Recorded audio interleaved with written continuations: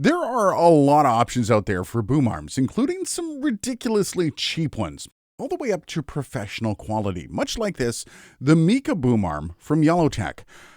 But what is the point of these more expensive arms? I mean, are they worth the much larger price tag? Well, the answer to that isn't as simple as a yes or no. So let's talk about what you get when you buy into the Yellowtec Mika family. We're going to be doing some basic comparisons to the Rode PSA 1 lineup, as well as this, the Elgato lineup.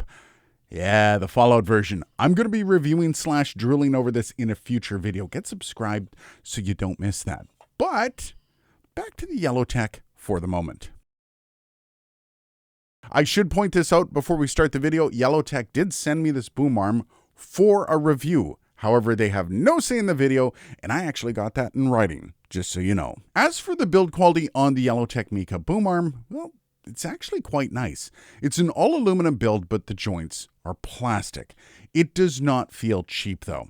Now, there are a few options for mounting this thing, but I only received the table clamp. Now, this clamp is all plastic. It doesn't feel cheap, but I already kind of have an issue with this. The clamp portion really isn't all that deep. Now, that wouldn't be much of an issue unless you have a desktop like mine with a beveled edge. Not the most secure thing for this type of desk, meaning I had to make some revisions to my tabletop, though I'm not sure I can recommend this kind of thing to you. Now, I do have other plans for this arm, but keep it in mind if you're considering the Mika boom arm, and perhaps you might want to consider one of their other mounting options.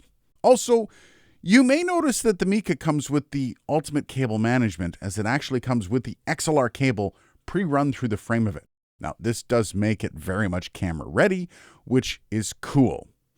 And lastly, while this does have the ability to tighten the joints for a quick change on mics, it also has the ability to adjust the internal spring to counterbalance any microphone. I'm going to say this with a grain of salt, though, as I've heard from several sources within the broadcasting community that it can be finicky and a bit of a pain to get into balancing the arms. However, it is possible. So, I mean, there is that.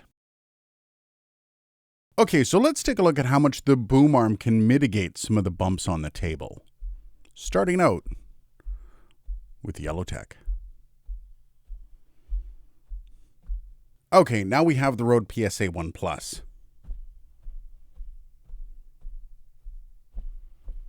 Okay, and now we've got the Elgato Pip-Boy Fallout low-profile boom arm, and we're going to check this out. Correct me if I'm wrong, but I think the Elgato's actually winning this round.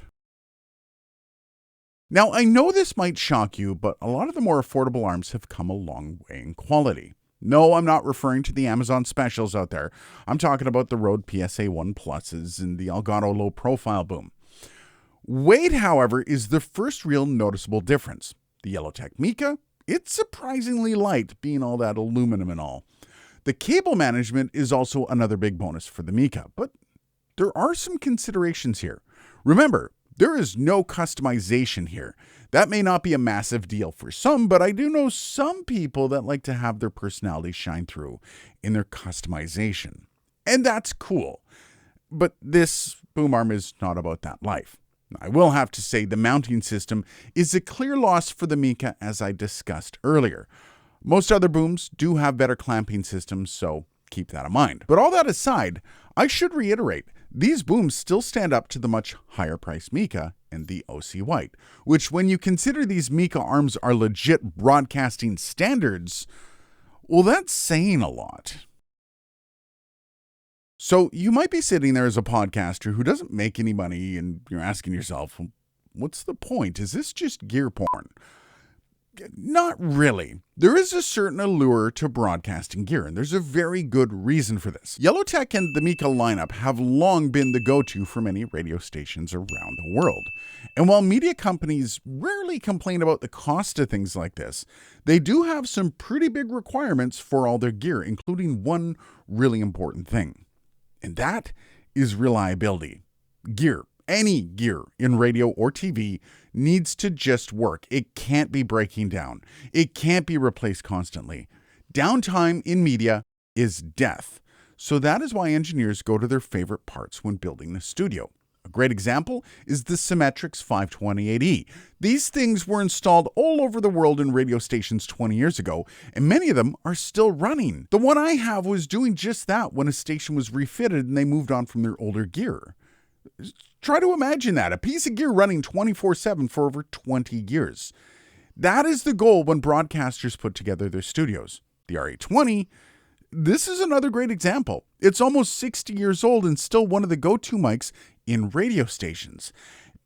And if I'm being honest, you can still smell some of the cigarette smoke from the 80s in some of these, which is really gross, but impressive. Mostly gross, though. That's why I really hate when companies give the title of broadcasting to their gear.